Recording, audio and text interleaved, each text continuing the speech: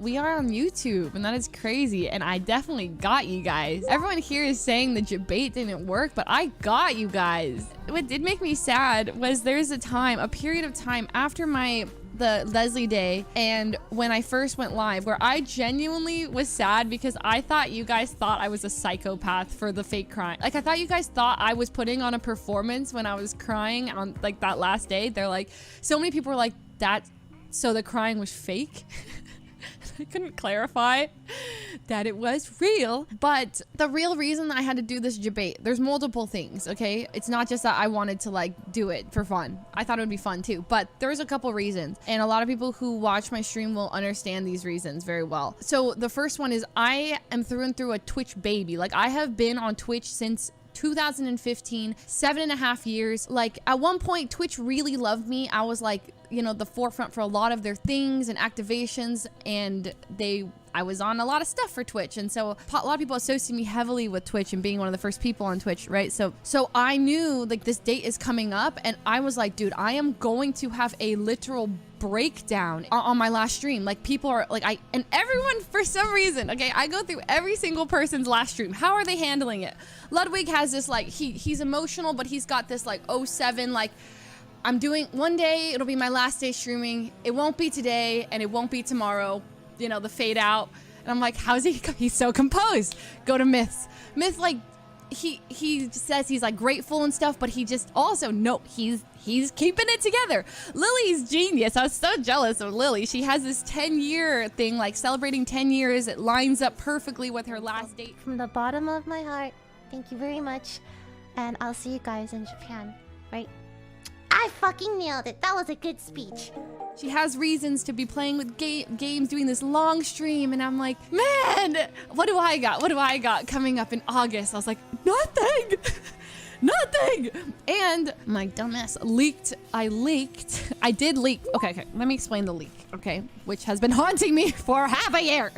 Maybe more. So I did show my email, right? I did show my email, and in that email, it was like YT confidential something, right? That was bad. However, that was not an official leak, as in that was a leak, but at the time that was not, I hadn't decided anything. It was just like, here's the start of some information. There was no decision. That was pre anything. So, however, no one knows that, and I'm not about to explain that it's not actually anything. I didn't want to bring any attention to it, even though there was articles, people tweeting about it. I just like try to make it vanish, disappear. Enough people saw it though. People are like, oh, nudge, nudge, moving to YouTube. And I'm like, listen, and I try to explain.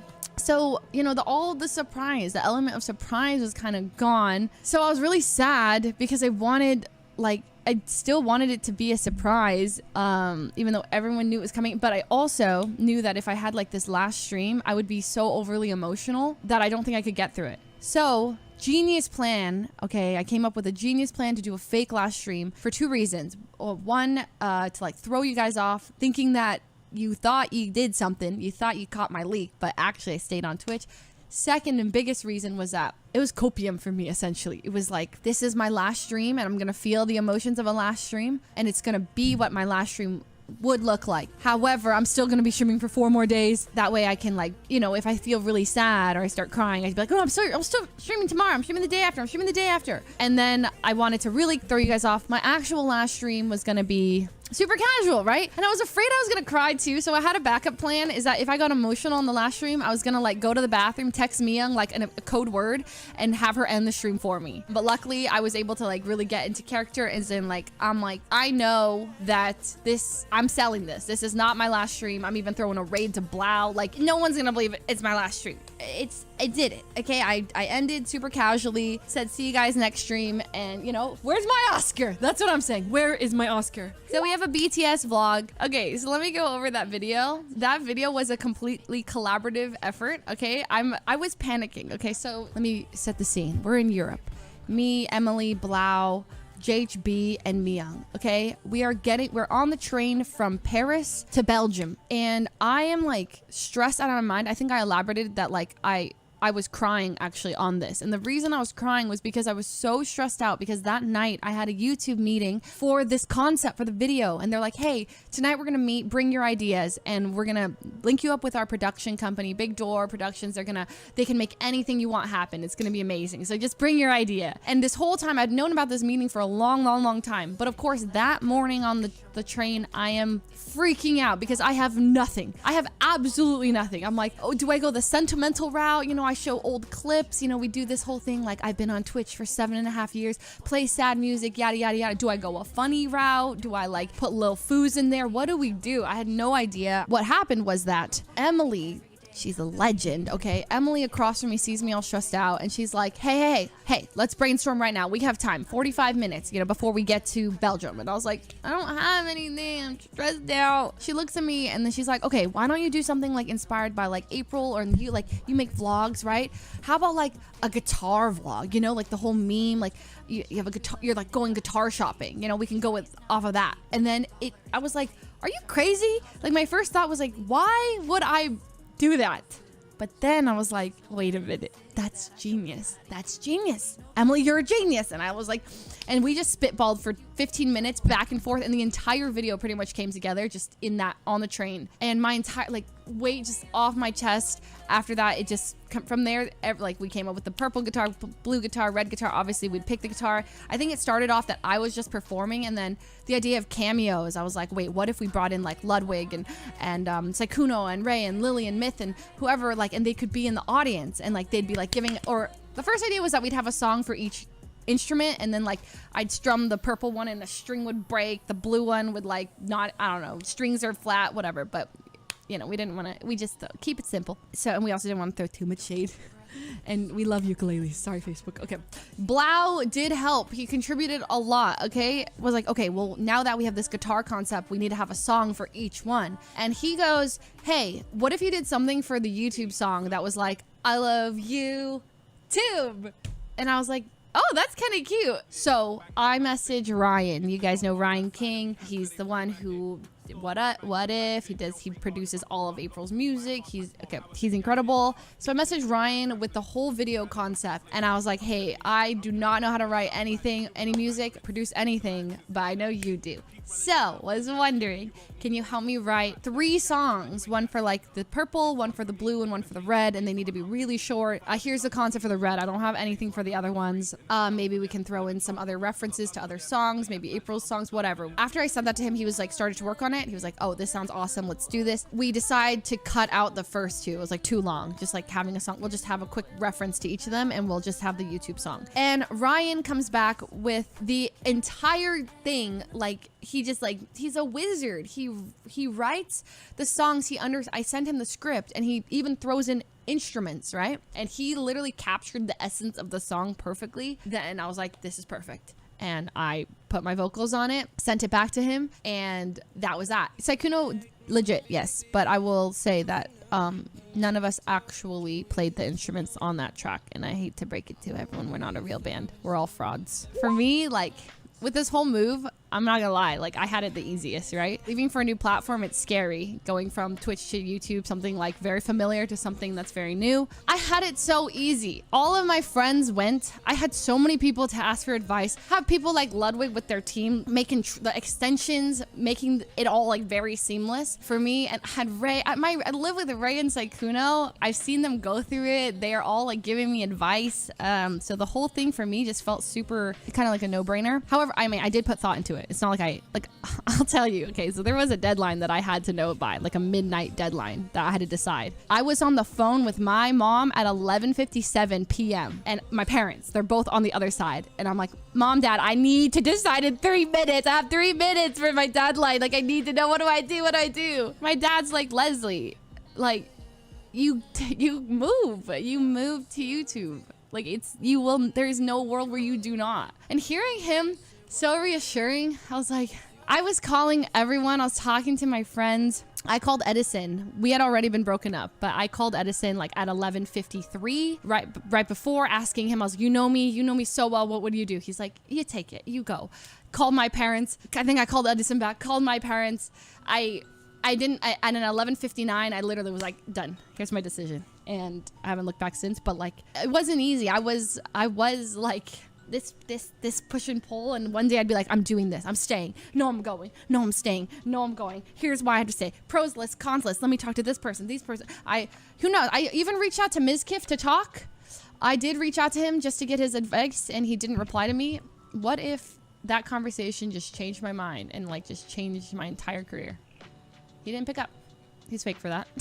Oh, also Courage has been, he's on 100 Thieves with me. He's been so awesome to get to know better and talk to. He's like given me so much advice too. Like posts like, I already knew I was moving, right? But he's like an encyclopedia of inspiration and advice. I'll just stand there and he's like, anything you want to know, I am here for you. And like literally, I will talk this with you for as long as you want. And I'm like, okay, pause. And I'm in my head, I'm like, okay, gotta write that down, gotta do this, gotta do that. And he's just so excited about it. So just another shout out to Courage, because he's been like, I've gotten to know him better through the camp and just being 100 Thieves and YouTube and all this stuff. So it's been very helpful. Sorry, I am rambling.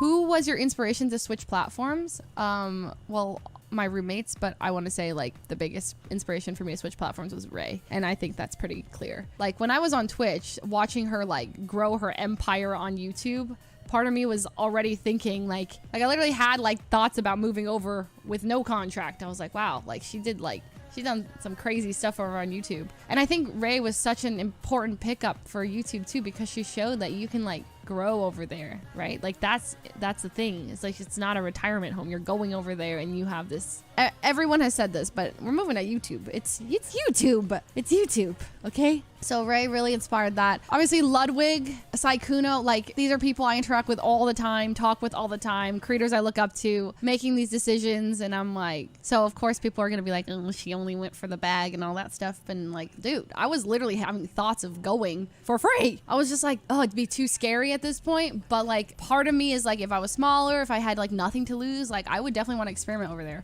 So of course, when YouTube comes to me with an like amazing offer, it's great. Yeah, I'm gonna take it. My roommates are all like, hell yeah, they're all thriving over here. It felt easy and hard at the same time. It's like very easy in the sense that I was already curious about it. My roommates already there. My best friends, that part made sense. But of course, the like leaving Twitch part and the unknown, I don't really like things out of my comfort zone a lot of the times. But the comfortable thing to do is just stay forever. I've been 7.5 years on Twitch. It's super easy for me to just, I'm gonna stay here. I'm gonna keep doing my same thing here. But I've been here for so long, and I was like, you know what? This is my chance to like do something different while getting the bag, while just like it's a completely different like platform. I can experiment over here, and you know, I still love the culture on Twitch. I'm still gonna be watching all Twitch. Tons of my friends are there. I'm gonna be at TwitchCon and all that stuff. It's not like I'm just like disappearing everything Twitch related. I'm pee poof out of there, you know? It's still like a big part of everything. It's just, I'm gonna be over here.